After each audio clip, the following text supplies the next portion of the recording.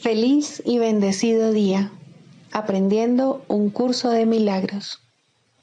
El secreto de la verdadera oración es olvidarte de las cosas que crees necesitar.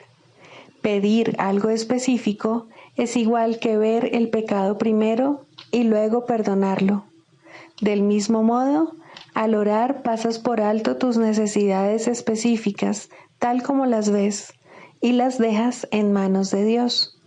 Ahí se convierten en los regalos que le haces, pues le dicen que no antepondrás otros dioses a Él, ni que quieres otro amor que el suyo. Este libro es un comienzo, no un final.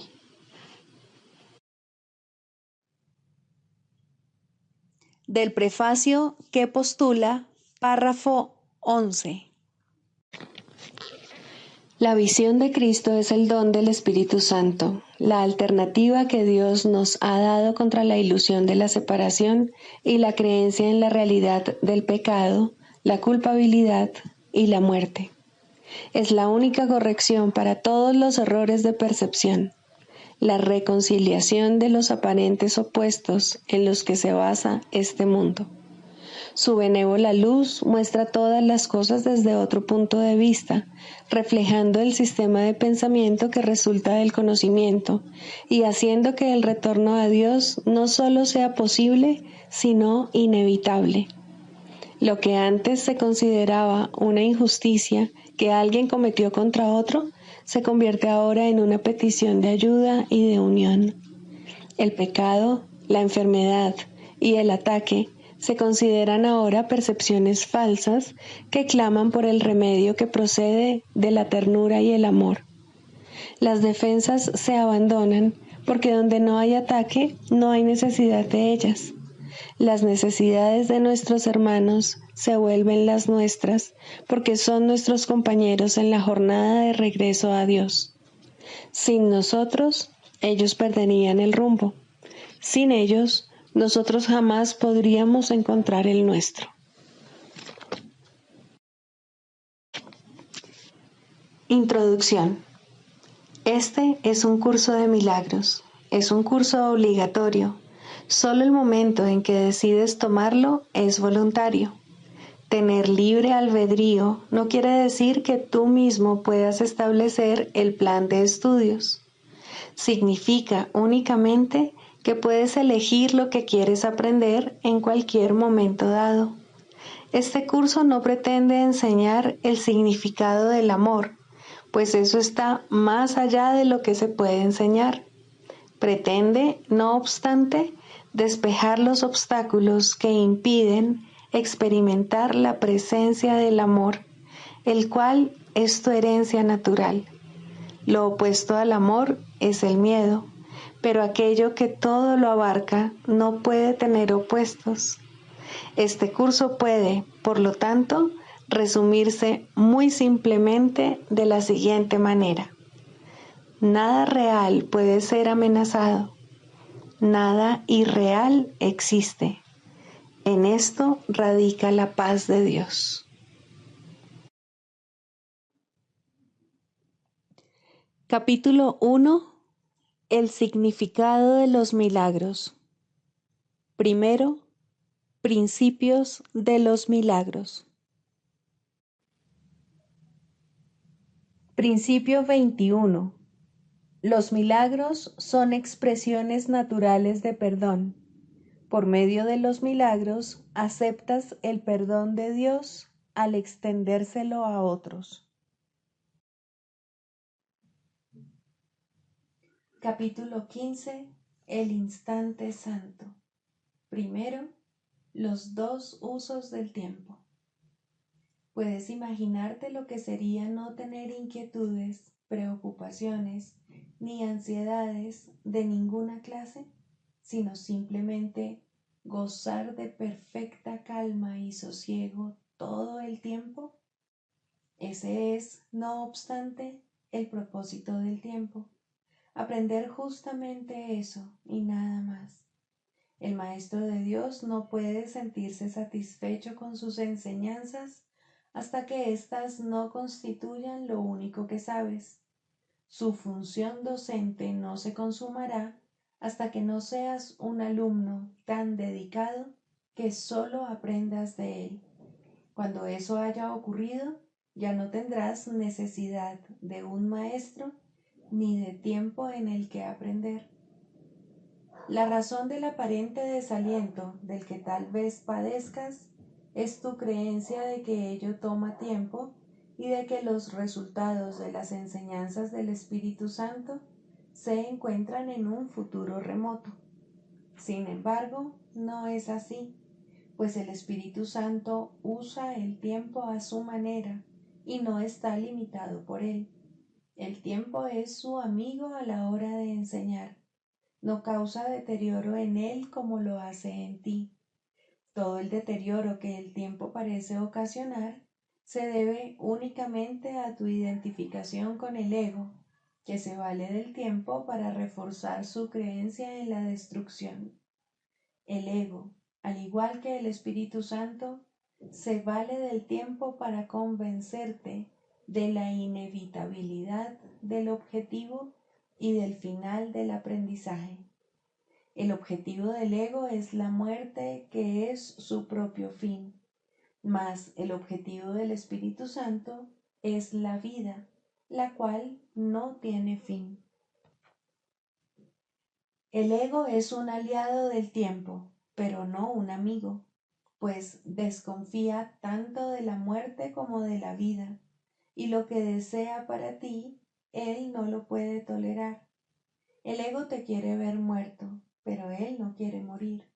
El resultado de esta extraña doctrina no puede ser otro, por lo tanto, que el de convencerte de que él te puede perseguir más allá de la tumba. Y al no estar dispuesto a que ni siquiera en la muerte encuentres paz, te ofrece inmortalidad en el infierno. Te habla del cielo, pero te asegura que el cielo no es para ti, pues ¿qué esperanzas pueden tener los culpables de ir al cielo? Creer en el infierno es ineludible para aquellos que se identifican con el ego. Sus pesadillas y sus miedos están asociados con él. El ego te enseña que el infierno está en el futuro, pues ahí es hacia donde todas sus enseñanzas apuntan. Su objetivo es el infierno, pues aunque tiene por finalidad la muerte y la disolución, él mismo no cree en ello. El objetivo de muerte que ansía para ti le deja insatisfecho. Nadie que siga sus enseñanzas puede estar libre del miedo a la muerte. Sin embargo, si se pensase en la muerte simplemente como el fin del dolor, ¿se le tendría miedo? Hemos visto antes esta extraña paradoja en el sistema de pensamiento del ego, pero nunca tan claramente como aquí, pues el ego tiene que dar la impresión de que mantiene al miedo alejado de ti para conservar tu fidelidad, pero tiene que generar miedo para protegerse a sí mismo.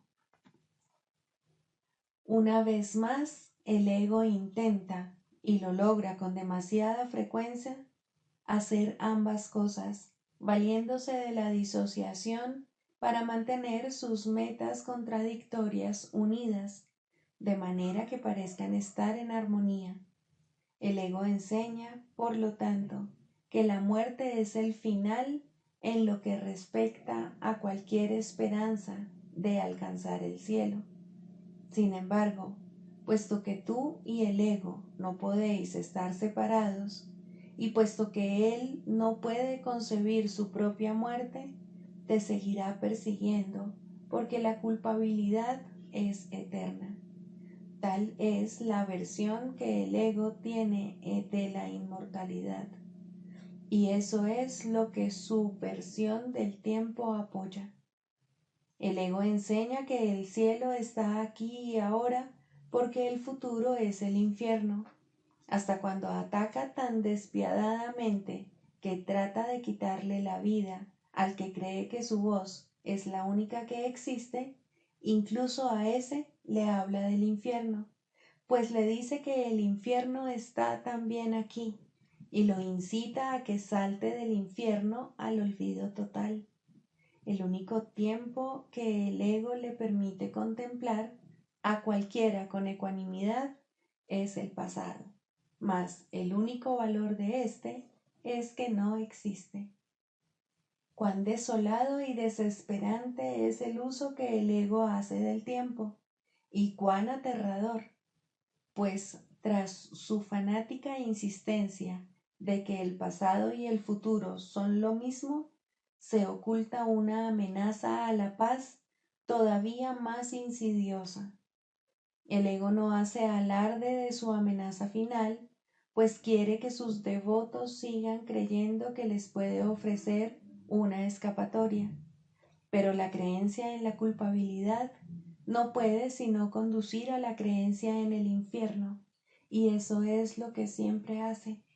De la única manera en que el ego permite que se experimente el miedo al infierno es trayendo el infierno aquí, pero siempre como una muestra de lo que te espera en el futuro, pues nadie que se considere merecedor del infierno puede creer que su castigo acabará convirtiéndose en paz. El Espíritu Santo enseña, por lo tanto, que el infierno no existe. El infierno es únicamente lo que el ego ha hecho del presente. La creencia en el infierno es lo que te impide comprender el presente, pues tienes miedo de éste. El Espíritu Santo conduce al cielo tan ineludiblemente como el ego conduce al infierno, pues el Espíritu Santo, que solo conoce el presente, se vale de éste para desvanecer el miedo con el que el ego quiere inutilizar el presente. Tal como el ego usa el tiempo, es imposible librarse del miedo, pues el tiempo, de acuerdo con las enseñanzas del ego, no es sino un recurso de enseñanza para incrementar la culpabilidad hasta que ésta lo envuelva todo y exija eterna venganza. El Espíritu Santo quiere desvanecer todo esto ahora. No es el presente lo que da miedo, sino el pasado y el futuro, mas estos no existen. El miedo no tiene cabida en el presente cuando cada instante se alza nítido y separado del pasado, sin que la sombra de éste se extienda hasta el futuro. Cada instante es nacimiento inmaculado y puro en el que el Hijo de Dios emerge del pasado al presente, y el presente se extiende eternamente. Es tan bello, puro e inocente que en él solo hay felicidad. En el presente no se recuerda la obscuridad y lo único que existe es la inmortalidad y la dicha. Esta lección no requiere tiempo para aprenderse, pues ¿qué es el tiempo sin pasado ni futuro? El que te hayas descarriado completamente ha requerido tiempo, pero ser lo que eres no requiere tiempo en absoluto. Empieza a usar el tiempo tal como lo hace el Espíritu Santo, como un instrumento de enseñanza para alcanzar paz y felicidad. Elige este preciso instante ahora mismo y piensa en él como si fuese todo el tiempo que existe. En él nada del pasado te puede afectar y es en él donde te encuentras completamente absuelto, completamente libre y sin condenación alguna. Desde este instante santo, donde tu santidad nace de nuevo, seguirás adelante en el tiempo libre de todo temor y sin experimentar ninguna sensación de cambio con el paso del tiempo. El tiempo es inconcebible sin cambios, mas la santidad no cambia. aprende de este instante algo más que el simple hecho de que el infierno no existe. En este instante redentor reside el cielo, y el cielo no cambiará, pues nacer al bendito presente es librarse de los cambios. Los cambios son ilusiones que enseñan los que no pueden verse a sí mismos libres de culpa. En el cielo no se producen cambios porque Dios es inmutable. En el instante santo en que te ves a ti mismo resplandeciendo con el fulgor de la libertad, recuerdas a Dios, pues recordarle es recordar la libertad. Si sientes la tentación de desanimarte pensando cuánto tiempo va a tomar poder cambiar de parecer tan radicalmente, pregúntate a ti mismo, ¿es mucho un instante? ¿No le ofrecerías al Espíritu Santo un intervalo de tiempo tan corto para tu propia salvación? Él no te pide nada más, pues no tiene necesidad de nada más. Requiere mucho más tiempo enseñarte a que estés dispuesto a darle a Él esto que lo que Él tarda en valerse de ese ínfimo instante para ofrecerte el cielo en su totalidad. A cambio de ese instante, Él está listo para darte el recuerdo de la eternidad. Mas nunca le podrás dar al Espíritu Santo ese instante santo en favor de tu liberación, mientras no estés dispuesto a dárselo a tus hermanos en favor de la suya, pues el instante de la santidad es un instante que se comparte y no puede ser solo para ti. Cuando te sientas tentado de atacar a un hermano, recuerda que su instante de liberación es el tuyo. Los milagros son los instantes de liberación que ofreces y que recibirás.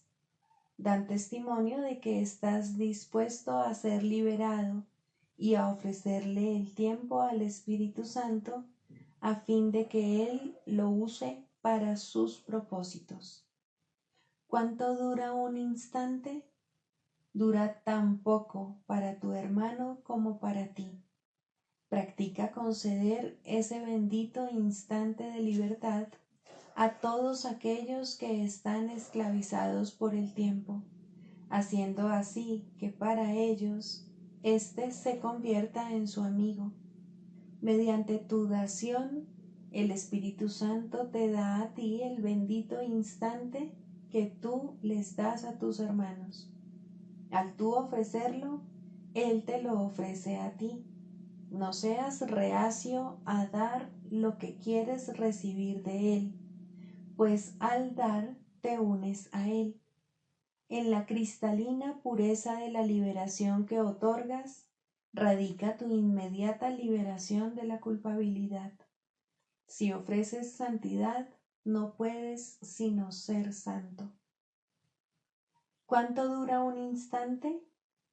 Dura el tiempo que sea necesario para restablecer la perfecta cordura, la perfecta paz y el perfecto amor por todo el mundo, por Dios y por ti. El tiempo que sea necesario para recordar la inmortalidad y a tus creaciones inmortales que la comparten contigo. El tiempo que sea necesario para intercambiar el infierno por el cielo.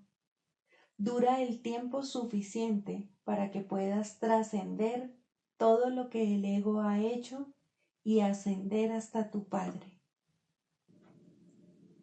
El tiempo es tu amigo si lo pones a la disposición del Espíritu Santo. Él necesita muy poco para restituirte todo el poder de Dios. Aquel que trasciende el tiempo por ti entiende cuál es el propósito del tiempo. La santidad no radica en el tiempo, sino en la eternidad. Jamás hubo un solo instante en el que el Hijo de Dios pudiese haber perdido su pureza. Su estado inmutable está más allá del tiempo, pues su pureza permanece eternamente inalterable y más allá del alcance del ataque. En su santidad el tiempo se detiene y deja de cambiar, y así deja de ser tiempo, pues al estar atrapado en el único instante de la eterna santidad de la creación de Dios, se transforma en eternidad. Da el instante eterno para que en ese radiante instante de perfecta liberación se pueda recordar la eternidad por ti. Ofrece el milagro del instante santo por medio del Espíritu Santo y deja que sea Él quien se encargue de dártelo a ti. Libro de ejercicios, lección 89. Estas son las ideas que vamos a repasar hoy. Primera, tengo derecho a los milagros. Tengo derecho a los milagros porque no me gobiernan otras leyes que las de Dios. Sus leyes me liberan de todos mis resentimientos y los reemplazan con milagros. Voy a aceptar los milagros en lugar de los resentimientos, los cuales no son sino ilusiones que ocultan los milagros que se encuentran tras ellos. Voy a aceptar ahora solamente aquello a lo que las leyes de Dios me dan derecho, de manera que pueda usarlo en beneficio de la función que Él me ha dado. Puedes usar las siguientes sugerencias para las aplicaciones concretas de esta idea. Detrás de esto hay un milagro al que tengo derecho. No voy a abrigar ningún resentimiento contra ti, nombramos a la persona, sino que te voy a ofrecer el milagro al que tienes derecho. Visto correctamente, esto me ofrece un milagro. Segunda, que los milagros reemplacen todos mis resentimientos. Mediante esta idea, uno mi voluntad a la del Espíritu Santo y percibo las dos cual una sola. Mediante esta idea, acepto mi liberación del infierno. Mediante esta idea expreso que estoy dispuesto a que todas mis ilusiones sean reemplazadas por la verdad, de acuerdo con el plan de Dios para mi salvación. No haré excepciones ni sustituciones.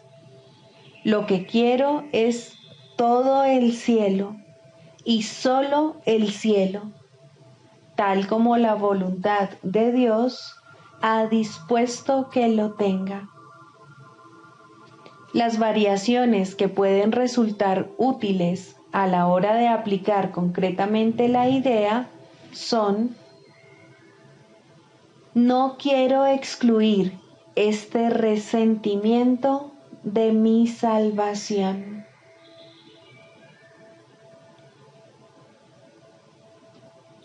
Nombramos a la persona. Dejemos que los milagros reemplacen todos nuestros resentimientos.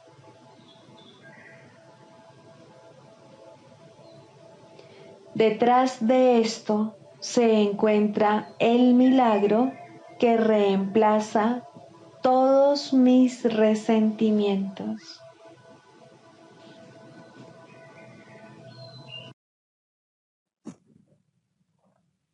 Características de los maestros de Dios. 10. Mentalidad abierta. El papel central que ocupa la mentalidad abierta, quizá el último de los atributos que el maestro de Dios adquiere, puede entenderse fácilmente cuando se reconoce la relación que guarda con el perdón. La mentalidad abierta procede de una ausencia de juicios. De la misma manera en que los juicios cierran la mente impidiéndole la entrada al Maestro de Dios, de igual modo la mentalidad abierta lo invita a entrar. De la misma manera en que la condenación juzga al Hijo de Dios como malvado, de igual modo la mentalidad abierta permite que sea juzgado por la voz de Dios en su nombre. De la misma manera en que la proyección de la culpabilidad sobre él lo enviaría al infierno, de igual modo la mentalidad abierta permite que la imagen de Cristo le sea extendida. Solo aquellos que tienen una mentalidad abierta pueden estar en paz, pues son los únicos que ven razones para ello. ¿Cómo perdonan los que tienen una mentalidad abierta? Han renunciado a todas las cosas que les impediría perdonar. Han abandonado realmente el mundo y han permitido que éste les sea restaurado con tal frescura y en júbilo tan glorioso que jamás hubiesen podido concebir un cambio así. Nada es ahora como era antes. Todo lo que antes parecía opaco y sin vida, ahora no hace sino refulgir. Lo que es más, todas las cosas les dan la bienvenida, ya que ha desaparecido toda sensación de amenaza. Ya no quedan tinieblas que oculten la faz de Cristo. Ya se ha logrado el objetivo. El perdón es la meta final del programa de estudios, pues allana el camino para lo que se encuentra más allá de todo aprendizaje. El programa de estudios no hace ningún esfuerzo por excederse de su verdadero objetivo. El perdón es su único objetivo, en el cual converge en última instancia todo aprendizaje. Ciertamente, eso es suficiente. Habrás notado que la lista de atributos de los maestros de Dios no incluye las características que constituyen la herencia del Hijo de Dios. Términos tales como amor, inocencia, perfección, conocimiento y verdad eterna no aparecen en este contexto, pues no serían apropiados aquí. Lo que Dios ha dado está tan remotamente alejado de nuestro programa de estudios que el aprendizaje no puede sino desaparecer ante su presencia. Sin embargo, mientras su presencia esté velada, el enfoque ha de centrarse necesariamente en el programa de estudios. La función de los maestros de Dios es llevar al mundo el verdadero aprendizaje. Propiamente dicho, lo que llevan es un desaprendizaje, que es a lo único que se le puede llamar verdadero aprendizaje en este mundo.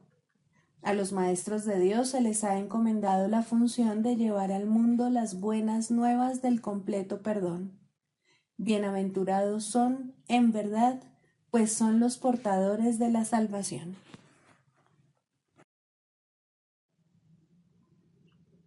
Manual para el Maestro, pregunta 16. ¿Cómo debe pasar el día el Maestro de Dios? Para un Maestro de Dios avanzado, esta pregunta es irrelevante. No tiene un programa fijo, pues las lecciones cambian de día en día. Pero el Maestro de Dios está seguro de una sola cosa: las lecciones no cambian al azar. Al darse cuenta de esto y entender que es verdad, el Maestro descansa contento. Se le dirá cuál ha de ser su papel hoy, mañana y siempre.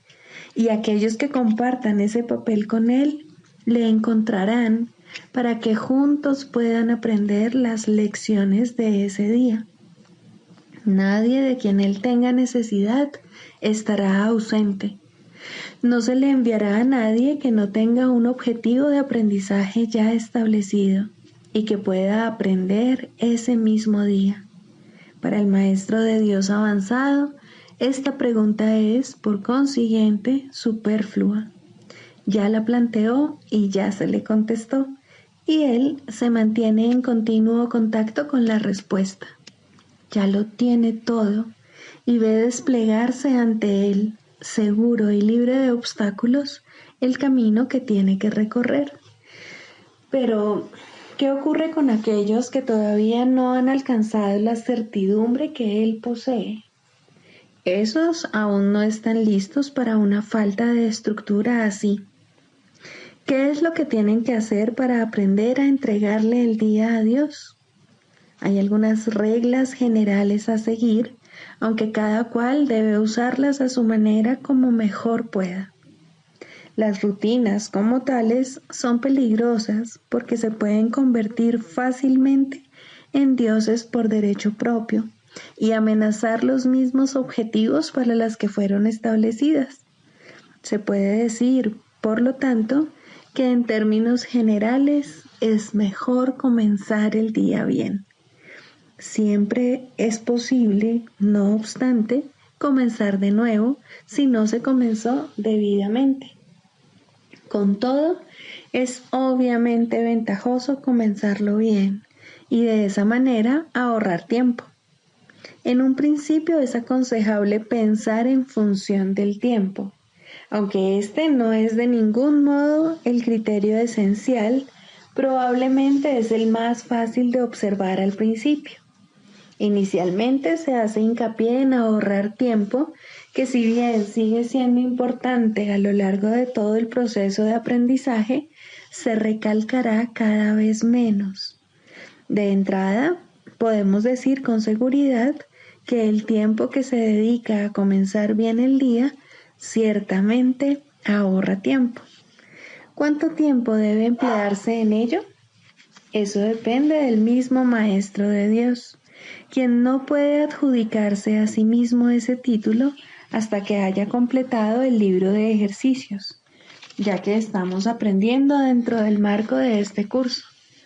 Después de haber finalizado las sesiones de práctica más estructuradas contenidas en el libro de ejercicios, la necesidad individual será el factor determinante. Este curso es siempre práctico.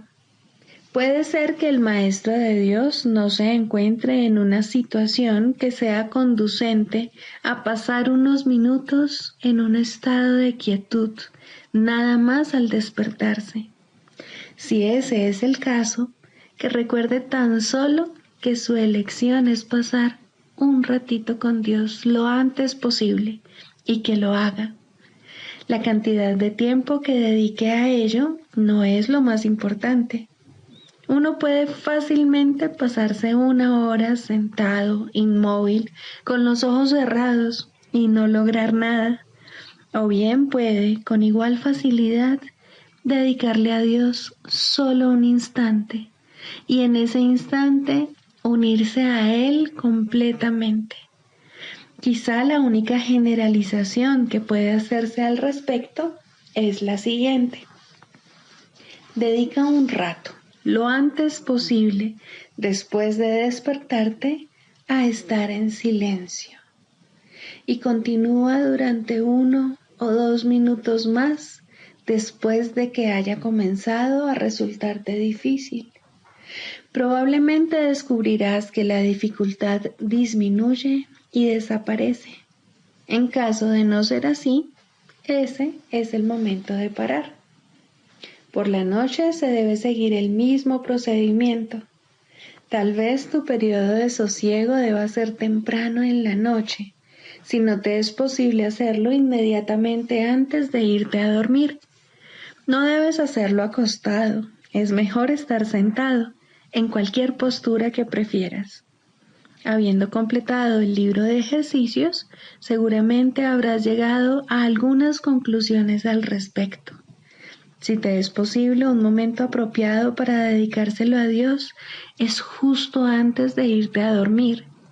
Esto pone a tu mente en un estado de reposo y te aparta del miedo.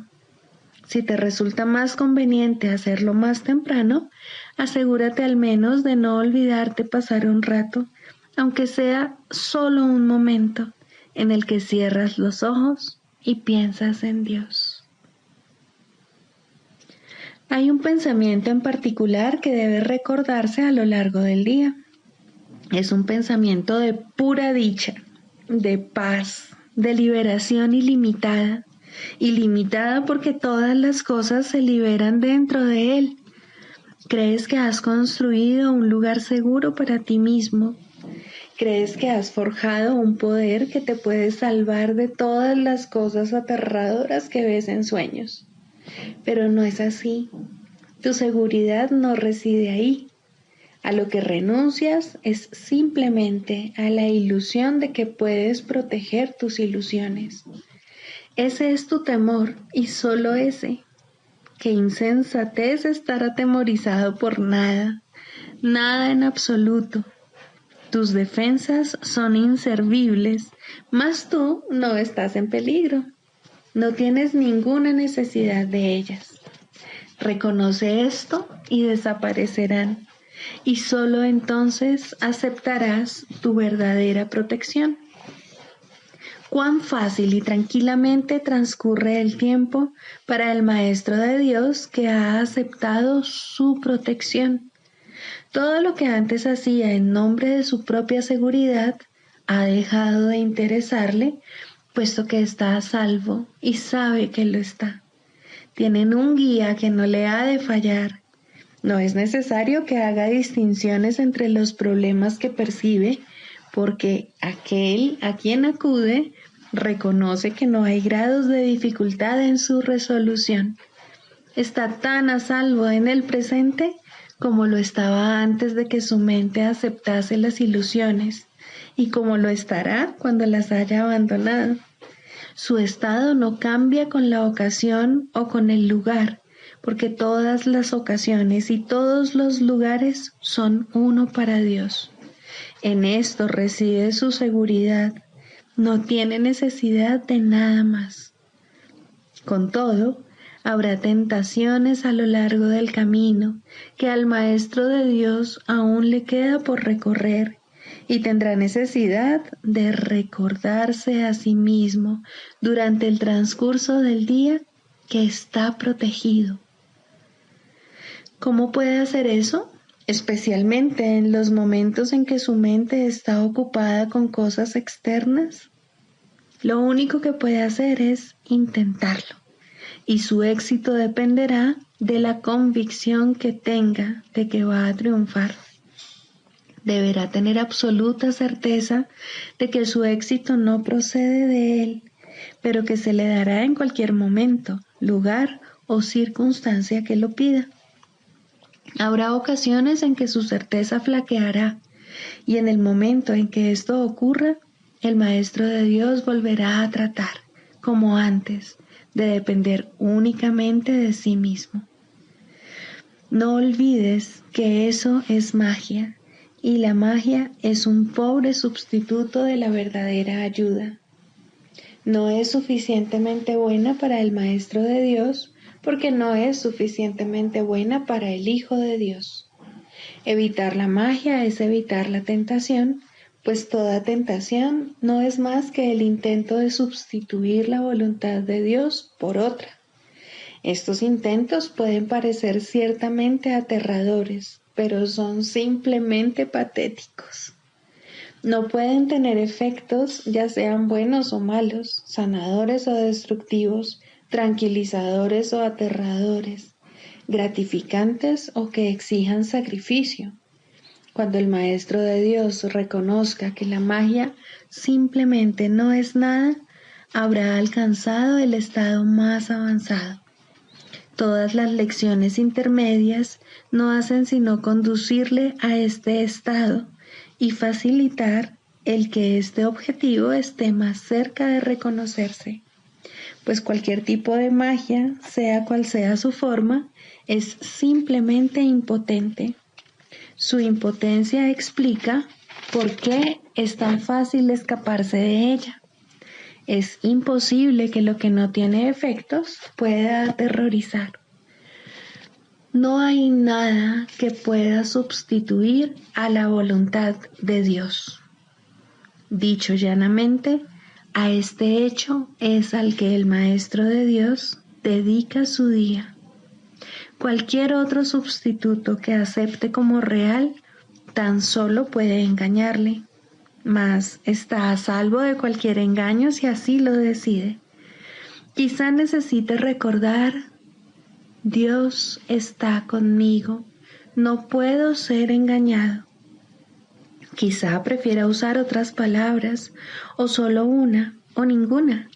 En cualquier caso, debe abandonar toda tentación de aceptar la magia como algo verdadero y reconocer que no solo no es aterradora, ni pecaminosa, ni peligrosa, sino que simplemente no significa nada. Al estar arraigada en el sacrificio y la separación, que no son más que dos aspectos de un mismo error, el Maestro de Dios elige simplemente renunciar a todo lo que nunca tuvo, y a cambio de ese sacrificio, entre comillas, se le restaura el cielo en su conciencia. ¿No te gustaría un intercambio así? El mundo lo haría gustosamente si supiera que se puede hacer.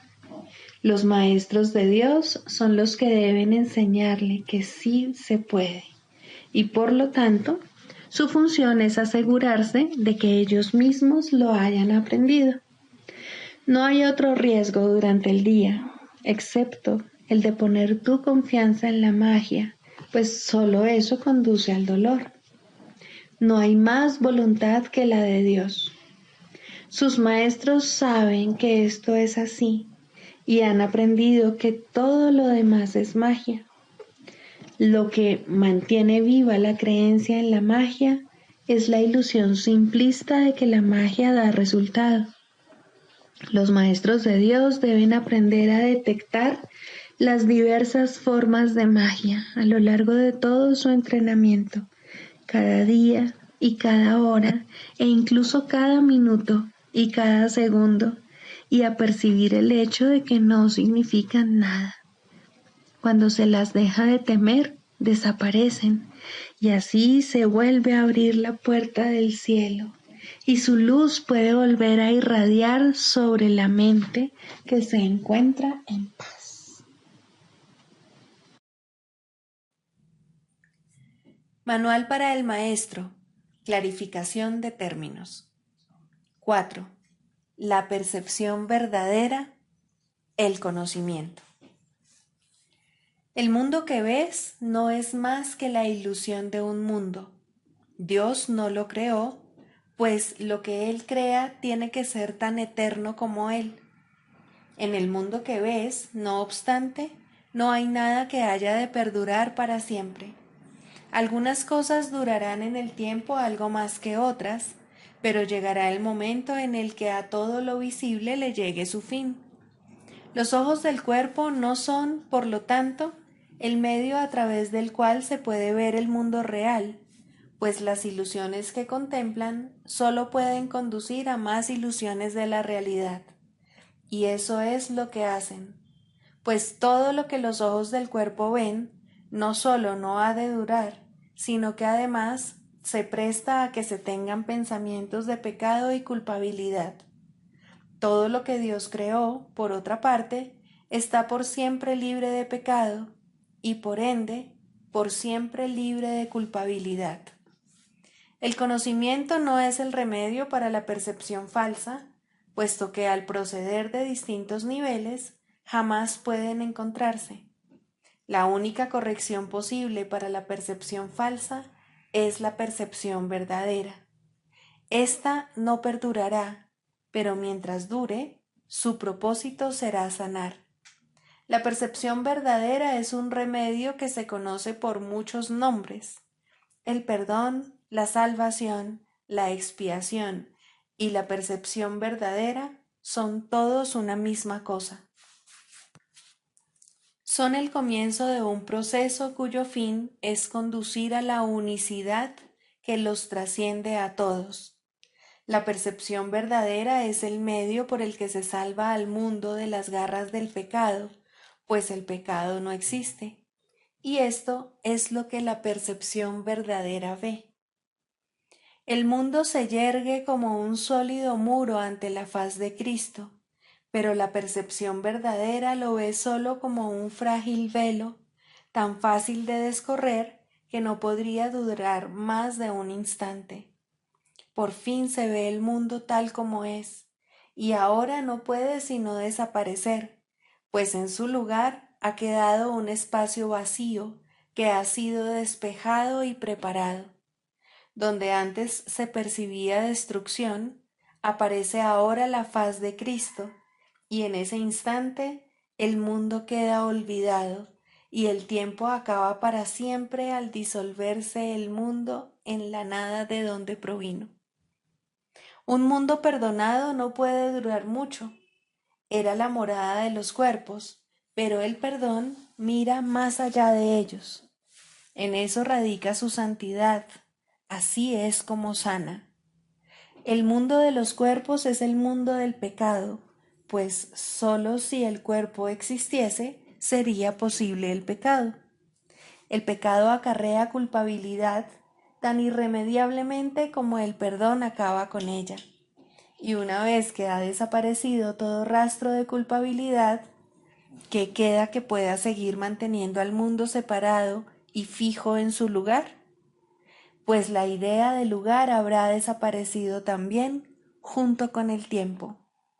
El cuerpo es lo único que hace que el mundo parezca real, pues, al ser algo separado, no puede permanecer donde la separación es imposible.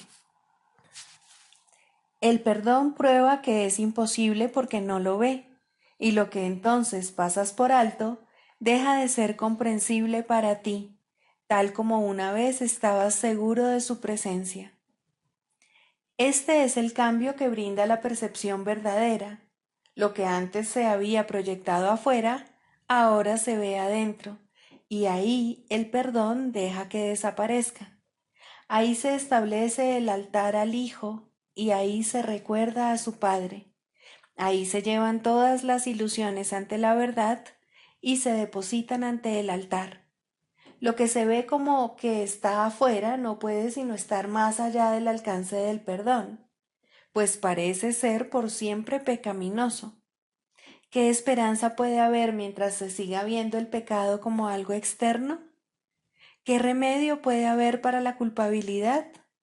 Mas, al ver a la culpabilidad y al perdón dentro de tu mente, estos se encuentran juntos por un instante, uno al lado del otro, ante un solo altar.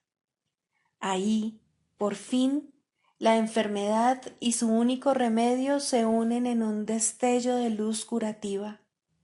Dios ha venido a proclamar lo que es suyo. El perdón se ha consumado.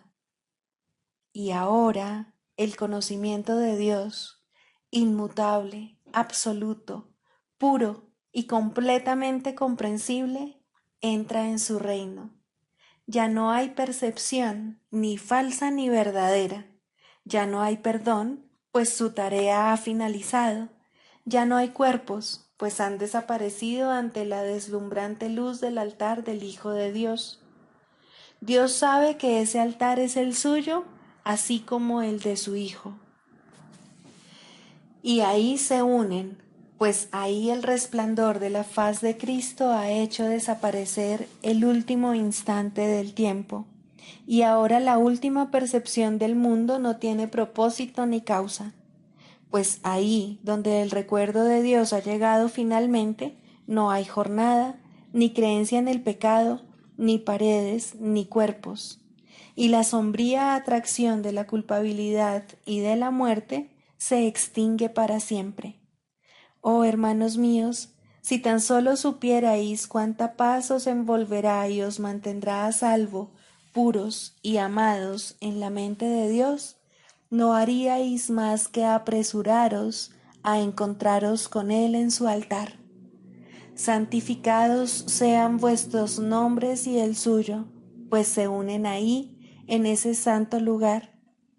Ahí Él se inclina para elevaros hasta Él, liberándoos de las ilusiones para llevaros a la santidad, liberándoos del mundo para conduciros a la eternidad, liberándoos de todo temor y devolviéndoos al amor.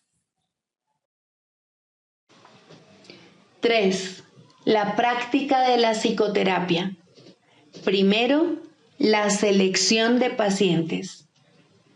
Todo aquel que se te envía es un paciente tuyo. Esto no significa que tú lo selecciones ni que escojas la clase de tratamiento adecuado, pero sí significa que nadie viene a ti por error. No hay errores en el plan de Dios.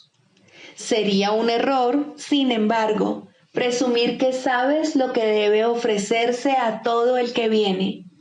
No te corresponde decidirlo. Hay una tendencia a asumir que se te llama constantemente a sacrificarte por aquellos que llegan.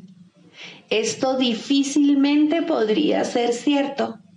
Exigir que te sacrifiques es exigir un sacrificio de Dios, y Él no sabe nada del sacrificio. ¿Quién podría pedirle a lo perfecto que sea imperfecto? ¿Quién decide entonces lo que cada hermano necesita? Seguramente no tú, que aún no reconoces quién es aquel que pide. Hay algo en él que te lo dirá si escuchas, y esa es la respuesta. Escucha.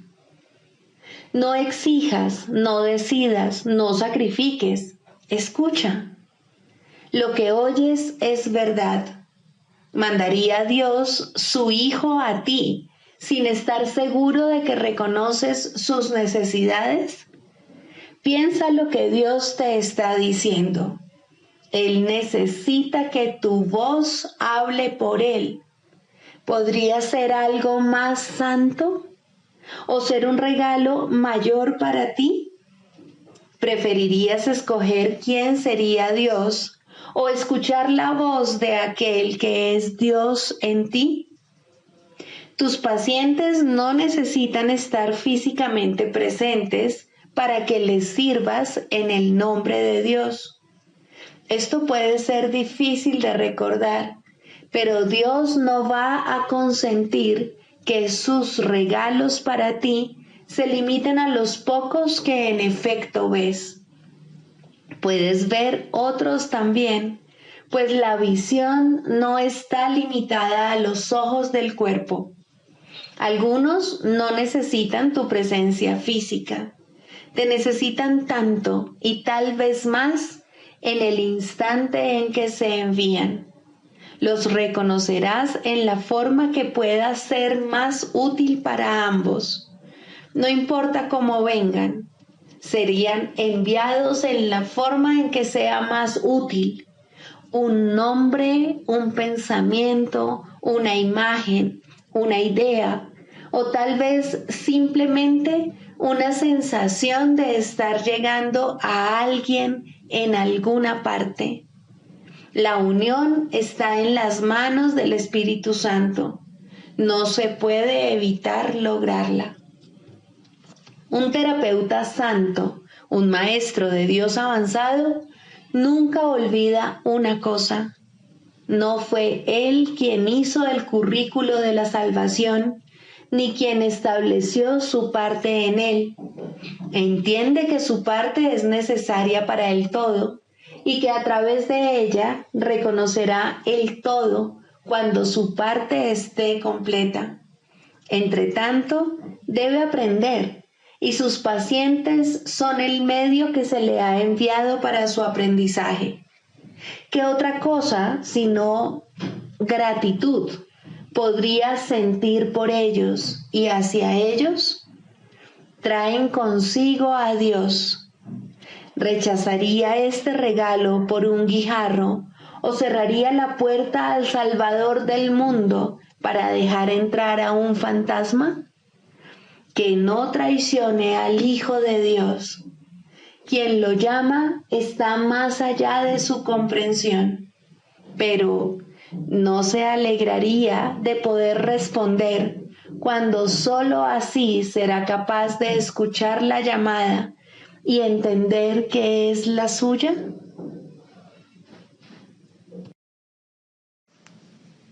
El canto de la oración. Segundo, la falsa curación en contraposición a la verdadera.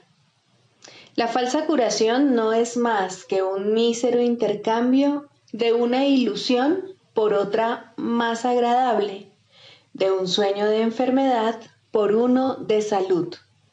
Esto puede ocurrir en los primeros niveles de oración en combinación con un perdón bien intencionado, pero aún no comprendido del todo. Solo la falsa curación puede dar lugar al miedo, de tal manera que la enfermedad es libre para arremeter de nuevo. La falsa curación puede, en efecto, eliminar ciertas formas de dolor y enfermedad, pero la causa sigue ahí y no dejará de producir efectos. La causa sigue siendo el deseo de morir y de vencer a Cristo. Y con este deseo, la muerte es segura, pues a la oración se le da respuesta. No obstante, hay una clase de muerte aparente que tiene otra fuente. No es el resultado de pensamientos hirientes ni de una furia desenfrenada contra el universo. Significa simplemente que la utilidad del funcionamiento del cuerpo ha concluido, de manera que se elige abandonarlo en forma similar a como uno se desprende de una vestimenta desgastada.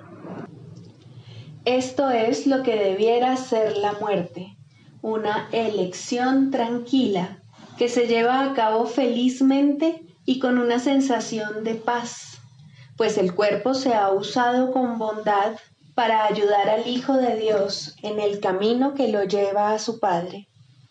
Le damos las gracias al cuerpo por el servicio que nos ha prestado, pero nos sentimos agradecidos también de que ya no haya necesidad de seguir transitando por el mundo de las limitaciones, ni de alcanzar al Cristo en formas borrosas y, a lo sumo, poder verlo claramente en amorosos destellos. Ahora podemos contemplarle sin velos, en la luz que hemos aprendido a ver nuevamente. Llamamos a esto muerte, pero es libertad. No se presenta en formas que parecen imponerse con dolor a una carne renuente, sino como una dulce bienvenida a la liberación. Si ha habido verdadera curación, esta puede ser la forma en que la muerte llegue cuando sea el momento de descansar por un rato de la labor gustosamente realizada y gustosamente concluida. Ahora nos dirigimos en paz a una atmósfera más despejada y a climas más suaves, donde no es difícil ver que los regalos que dimos nos fueron salvaguardados. Cristo nos resulta más claro ahora. Su visión es más sostenida en nosotros. Su voz, la palabra de Dios, más claramente nuestra. Este sereno pasar de un nivel de oración más elevado a un tierno perdón de las cosas del mundo solo puede recibirse con agradecimiento. Pero primero, la verdadera curación tiene que haber bendecido a la mente con amoroso perdón por los pecados con los que soñó e impuso sobre el mundo. Ahora sus sueños se desvanecen en un tranquilo descanso. Ahora su perdón viene a sanar el mundo y está lista para partir en paz, pues la jornada ha llegado a su fin y las lecciones se han aprendido. Eso no es muerte de acuerdo con el pensar del mundo, pues la muerte es cruel ante sus atemorizados ojos y se manifiesta en forma de castigo por el pecado. ¿Cómo podría entonces ser una bendición? ¿Y cómo puede dársele la bienvenida cuando se le debe temer? ¿Qué curación ha tenido lugar en semejante visión de lo que no es, sino la apertura del portal a un nivel de oración más elevado y a la dispensación de una amorosa justicia? La muerte es una recompensa, no un castigo, pero este punto de vista solo puede proceder de una curación que el mundo no puede concebir. No hay tal cosa como una curación parcial. Lo que solo intercambia ilusiones no ha hecho nada. Lo que es falso no puede ser parcialmente cierto. Si has sanado, tu curación es total. El perdón es el único regalo que puedes dar y el único que puedes recibir. La falsa curación se basa en la sanación del cuerpo, pero deja la causa de la enfermedad intacta, lista para arremeter de nuevo hasta que, en aparente victoria, provoca una muerte cruel. Se puede mantener a raya por algún tiempo y puede haber un breve respiro mientras aguarda para descargar su venganza contra el Hijo de Dios.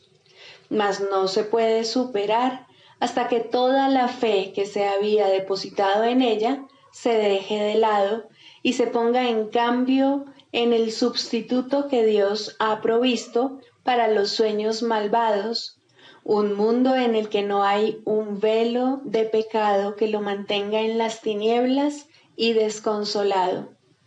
Por fin las puertas del cielo se abren de par en par y el Hijo de Dios es libre para entrar al hogar que está listo para darle la bienvenida y que fue preparado antes que el tiempo fuese y que aún continúa esperando por él.